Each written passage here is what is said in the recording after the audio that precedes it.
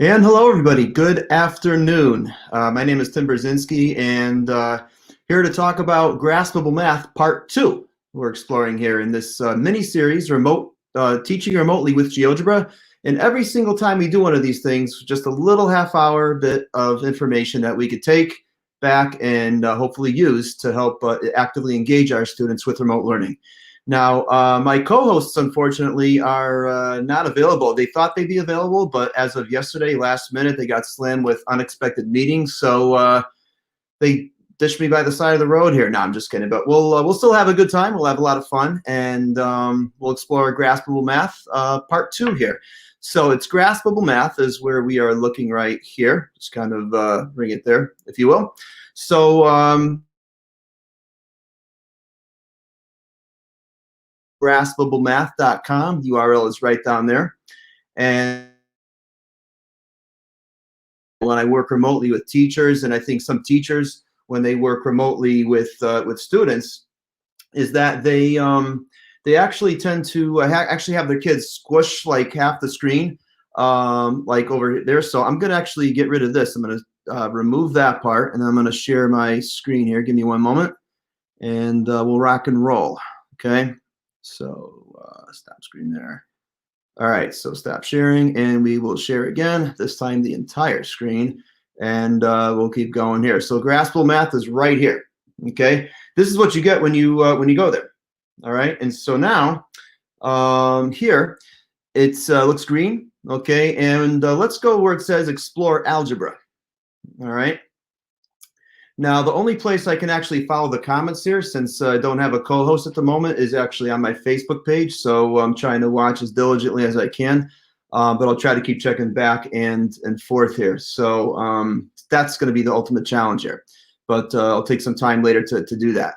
So Graspable Math looks like this. You get a nice white canvas here with very few tools up top and on the right side here.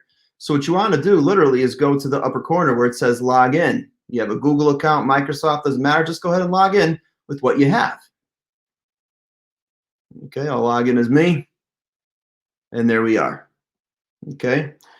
Alice and I, last time we looked at Graspable Math, we explored a lot of different things, right? You know, transformations of functions. We did, you know, solving equations, simplifying expressions, doing that kind of thing. Today we're going to try to accomplish two things.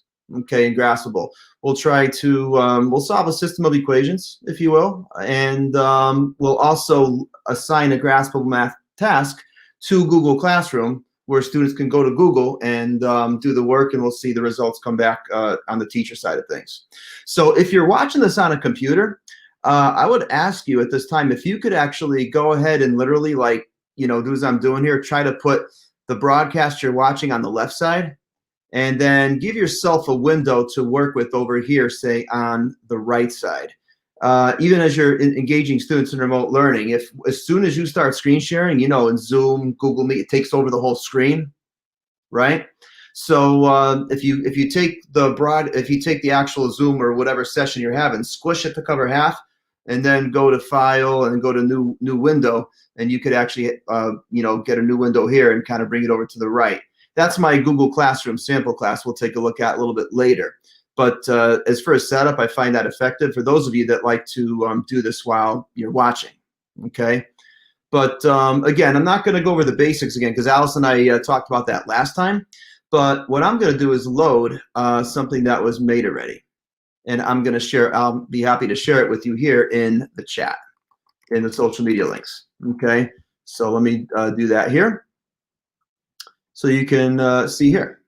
All right, give me 1 second. I'll throw them in there.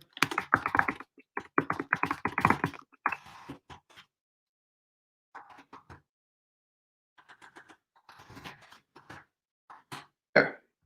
Okay, that's a sample we're actually, say, looking at, if you will. All right, now go back and reshare. And let's actually attempt to see if we can figure this out. Now, you know, when I was trying to engage students with algebra here, right, I never really like to just, you know, start teaching algorithms and everything right away. It's, again, that's more teacher-centered. I want it to be more student-centered. So I always love to give a warm-up problem where it's like, okay, Farmer Jack has a, you know, hired hand who's a wise guy, and, you know, he wants to know how many cows and chickens are in his barn, right? And so Weisenheimer says, hey, Count 100 heads. I count all the legs. I have 246. So you can give that to students and say, hey, figure it out. How many of each animal are there? Right? Now, again, this is a problem that could definitely, you give students a few minutes, they could definitely solve this. Most of them definitely can solve this with some kind of guess and check approach, right? And if students need real help and guidance, oh, try 50, you know what I mean? That kind of thing. But, and what happens, you know? And so, but now after they figure out the solution, right? And it's easy to do with, you know, just the guessing and checking here. But we could also start to explore this more in an algebraic sense. So up here, and let's actually take a look at it here with the toolbar up here. Let's go to insert. Let's type in, let's see, some text first. Let's type our thoughts, right? And again, I try to avoid X and Y, you know, those most popular variables. But just for the sake of illustration, let's, you know, call the number of cows X and the number of Y's. I like to use C and C, but, you know, there's two C's and God forbid we put subscripts in there, right? Number of chickens, right? You can articulate your thoughts at any time here. And remember, if you hit the arrange button up here, that arrange button, that allows you to move all your items around up here, if that makes sense. All right, so we'll put our thoughts in the upper right corner, if you will. All right. So now let's go. Let's check it out here. So now let's see. If we actually go to insert one more. Let's go to first. You want to go to transform. Okay, transform right there. Let's go to insert and let's type in an actual expression or an equation, right? I mean, how do we actually algebraically express that there's 100 heads here, right? Again, these are critical thinking questions I always loved asking students. By the time, okay, now it's time to start thinking algebraically, right? Well, what's the relationship here? I mean, what does that say? And then students kind of, you know, a lot of students figure out, well, that means just you add X and Y, you get what, 100? Yeah. Okay, so that goes right there, right? Now, what about here's the more complicated relationship, right? 246 legs. Ooh, right. So if you press down on your mouse, a shorter way to get there, press down on the mouse and hold it. You can insert a graph, a text, or an equation or expression. I'll go to FX. Just a shortcut. You just got to press your mouse and hold it down. Okay. So now leg count. Well, what do you know about chickens? Legs, right? Or cows? Well, cows have 4 legs, right? So 4x. Right? Again, students, you know, through discussion with students, they're the ones that are, you know, reasoning with us here. And every chicken has 2 legs, right? So 2y. And guess that's a gram count of 246 legs. Right? And so here, we can arrange that and we could put it directly underneath or to the side. I mean, the algebra teachers know exactly where we're going with this, right? But let's see what Graspable Math can do here. In terms of not only, you know, oh my gosh, how do I do this? But in terms of a formative assessment mode later on. Okay, let me arrange this. Let me actually make that smaller a little bit there. There we go. Need some more room. Whoops. Yeah, if I click on the equals, it'll transpose the two. I'm going to arrange this here. Let's bring this over here. We'll bring this down here for now. Let's put all our thoughts and words over here. We'll kind of do the algebra on the right. All right. So now. Okay, let's see what's going on here. Well, 4x, I mean, like, you know, guessing and checking is great, right? And again, a lot of students can get it by guessing and checking. And again, I applaud that, you know, but I always encourage that as well, too. But right here, you know, thinking algebraically, well, gosh, you know, what happens if I just start moving and playing it? Let's just play with this and went, oh, wow. Hold on a second, you know. I mean, you know, gee, what's Y? Y is the number of, what was it, chickens? So 1 chicken means, I guess, 99 cows and vice versa. And at any time, if you drag that white dot down, you can actually see all the work that you've done so far, right? Remember, I transposed it, and then I retransposed it, and then I did this, right? And so now I ask students, well, gosh, you know what? Here I have a Y all by itself, right? Where else do you see Y on the screen? And they're like, oh, well, I see one right over here. Like that Y right there. So again, in terms of, you know, when I'm out sick, who comes in? Oh, a substitute, right? So if you press the shift key down, hold down shift, and you have to keep it held down there.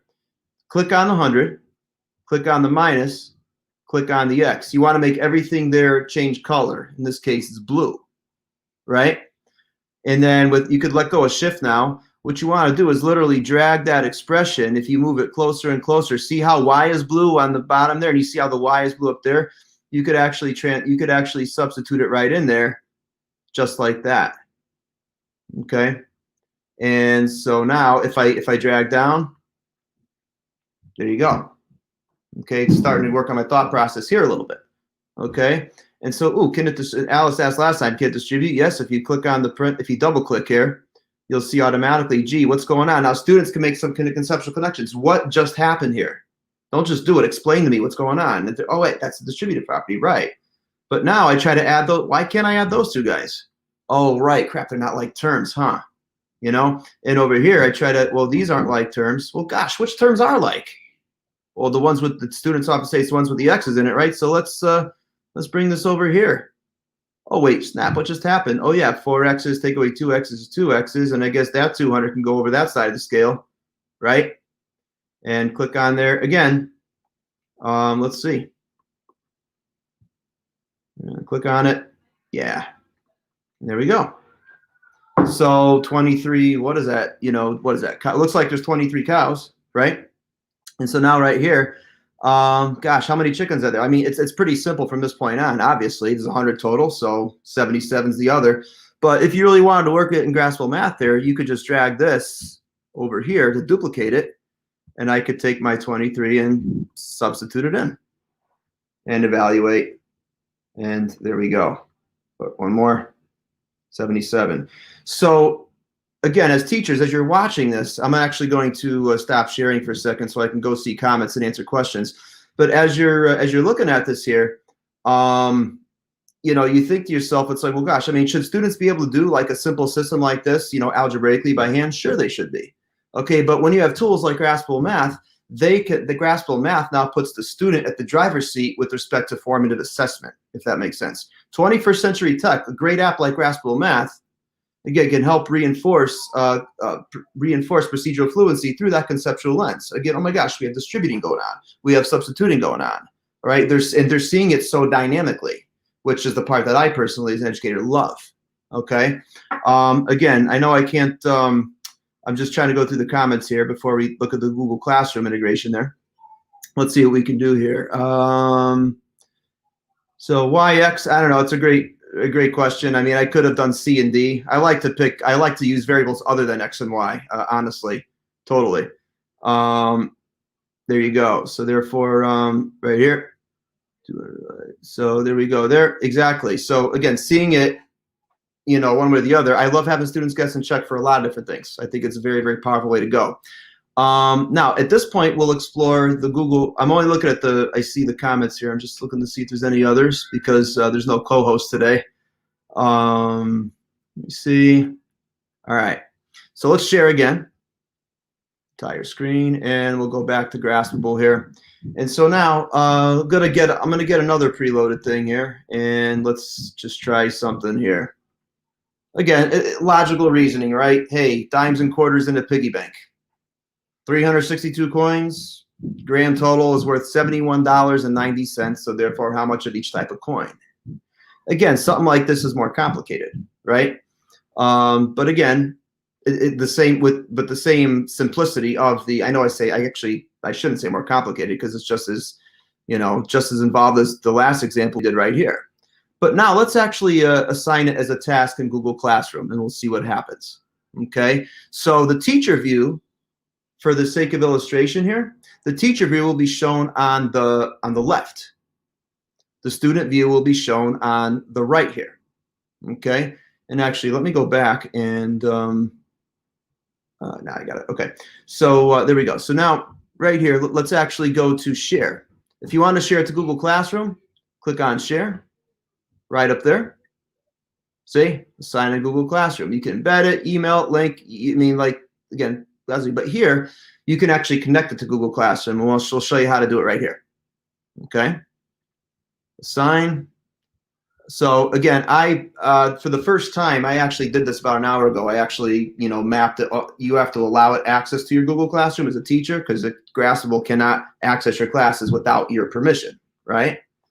But right here, I'll just choose test class where I'm logged in as a student. I'm logged in as student Jack Frost over on the right. Okay, so dimes and quarters, and I'll say do now, exclamation mark. So I, as a teacher, now can assign it in Google Classroom. Again, teacher view on the left, student view on the right. We're doing Graspable Math to Google Classroom. Okay, and so note down here in the teacher side of things, it says 0 out of 1 students have turned in their work. There's only 1 student here. But let's go to the classwork. Stream was updated. Ooh, okay, yep. But here's the assignment in Jack Frost's Google Classroom. So we'll click on it. Do now. You see it right. It's right there. The same directions I typed here, you'll see right there. And let's go to the Graspable Math canvas, shall we? Let's explore. Now, please click on the icon to log in. Okay. And so give us permission to submit your work. So Graspable always has to ask permission, so that's cool, right? So we'll log in as Jack Frost here. There we go. Loading Google Classroom assignment. And it says down here, check it out what it says to the student. It notifies them you're working on an assignment. And I could the turn-in button will appear down here in blue. Okay, so here's the canvas. So now as a student, I can go ahead and begin working to show my work. Okay, so let's just, there's dimes and quarters. There's 362 total, right? I guess I should show my logical thinking here, right? I mean, D is the number of dimes, Q is the number of quarters, right? And so now I can go ahead and do another equation here. Remember, if I click on the mouse button and hold it down, go to FX, I can go ahead here. So every quarter, it's like, what do you know about dimes? How much are they worth? Oh, they're worth 10 cents a pop, right? Of course. 0, hang on a second. Let's go again. Insert expression. So what, 10 cents a dime? That's all the money I got in dimes right there, right? And then what, 25 cents a quarter? And then that's how much money? $71.90, right? And so there you go. Again, I'll arrange these so that they're kind of like this. All right. And so now is it the same logic? The same logic's going to apply here now. Okay, that what I did before. Okay. Obviously, I think that solving this is by substitution would be the best thing. Again, when I taught systems, I hated using 2 variables because students love just working with 1. So at the very beginning, just think this just total minus the other is the other variable, you know. But right here, we can, let me arrange this so that's over there for now. But obviously, we have to transform. We can move Q over, I guess, right? Oops, you don't like me. I got to move the Q. There you go. Right. So we got that going on. And finally, just cover here, we could take this and, again, hold the Shift key down. When you want to select an entire expression, it's got to be Shift. Press it and let go. Everything is now highlighted blue, and I can now take that. See what I mean? That's D right there, and Graspable recognizes you have a D term right over here. So I could substitute it right in there. And let me go to arrange so I could see it better. Right, the student view. And so now transform, double click. Now I can just go ahead and do what I got to do. And there you go. Move that over. Oh, what's going on here? What don't you like? Ah, right. $71.90. Working on the spot. Sorry. These 2 views, so we have to add those there. 0.15Q. I got to move over that. So let's actually undo. Always undo. All right. So let's try that. Let's try that again here. I'm not sure what's going on here. Let me arrange. Let me delete this. I'll copy this one more time. I'm not sure what I did. I don't do well under pressure, but let's try again. 0. Whoops. Insert expression. Here we go. B plus 25 cents a quarter gives us what? $71.90. There we go. So now we'll highlight all that in blue again. We could try to drag that over. There we go. Distribute. Add. And then take the 36.2 and bring it over. Subtract. What's going on here? There we go. I'm not sure what happened before, but I'll take that coefficient of 15/100 and we'll divide it, and then double tap, 238. See what I mean? There we go. So 238 quarters, and then whatever number of dimes, 362 minus 238 would be the dimes. So now here, let's actually look at the workflow for turning it in now. So I could turn it in as a student, right? Here it says turning in, and look, I got a notification on. If I refresh, I'll get a notification here. Oops. 1 out of 1 students have turned in their work. If I click on that link down there, I'll be able to see it. Hey, Jack Frost turned it in. Go to it. There's his work right there. So you have a copy to look at now. And now you and Jack can have a discussion about the algebra that was involved in that whole process there. So the Google Classroom integration from Graspable is pretty easy, painless, and pretty straightforward, I would think. All right, so let me stop sharing and see if there's questions in there. Again, when there's a co-host, it's so much better. But I'm going to take a peek at it and see if there's anything. I don't see it there, but yeah. So that's all. I'll show you one more. Actually, now we'll save that for next time because it's way more fun when we have a conversation here, I think. So just wanted to throw that out there. Just again, the Google Classroom integration from Graspable to Google, and in that case, we solved an entire system of linear equations by doing that. So if you have any other questions, feel free to throw them in the social media sites because I have them all here looking at it. But if I'll wait about a few seconds, but if not, we'll end about 8 minutes early. So you get on with the day. So yeah. So anyway, we'll do more with Graspable in the weeks to come. You could check out their beta features and such on their site. It looks pretty cool. A lot of videos there as well too. So Vero, what is the cost for Graspable? It's free. Now, granted, again, I always try to say cautiously, this app is free. Well, technically, it's like districts have to pay for the Wi-Fi and the student devices, right? That's a big charge in and of itself. But after that, the app, it's a web-based app, but it is, it's actually, you can use it at no cost whatsoever. Manuel asks, can we do geometry in the program? Yes, you can. I'll give you an example, say, of a 3D one, if you will. I guess, yeah, I love when people put me on the spot here. Let's give it a shot. All right, let me share one more time. Let's see if we can answer that question right here. So let's go to new canvas. It's right here for new.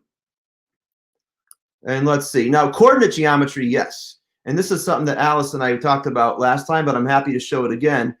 But if I insert, if I go to insert and do, say, geometry 3D, that's actually GeoGebra's 3D calculator right there. And again, hit arrange, always to move stuff wherever you want it. You can make it big. That's the way to make stuff bigger and smaller. See what I mean? Right there. And now over here, again, what we're talking about more is now coordinate geometry, say in a sense, but let's see. You know what? I think I actually have a better example after this, but let me just show you this really quick here. But let me go to math expression. Let's type the equation of a sphere. X minus 1 squared plus y minus 2 squared plus, say, I don't know, z minus 3 squared equals 4 squared. Enter. Right? I mean, that is the equation. Again, it's the analogy of a circle in just, say, 3 dimensions, right? But right here, okay, if I take this with transform highlighted now, if I take that equation and literally just drag it to that GeoGebra app, it'll pop the sphere right in there beautifully. And remember what we showed you last time when Alice, Chris, and I were talking about this? We got the scrub tool, the wrench. I love the scrub tool because with the scrub tool now, you could take this and do all sorts of cool things. You can actually, this is scrubbing the parameters. What happens if I make that, oh my gosh, seems to go smaller, but let's make it 6. What happens when I mess with this? This coefficient, this parameter makes it go up and down. And what does this 2 do? This moves it back and forth. It looks parallel to the green axis to me, or parallel to the y-axis. And this 1 right here, that shifts it left right or east west, like parallel to the the x-axis there. See what I mean? So that's one thing that we could actually do here, in the sense of just exploring. I mean, to me, that scrubbing feature, it puts the sliders like, it takes the sliders up a few notches. You know what I mean? I think it's cool. You can just scrub the coefficients just like that.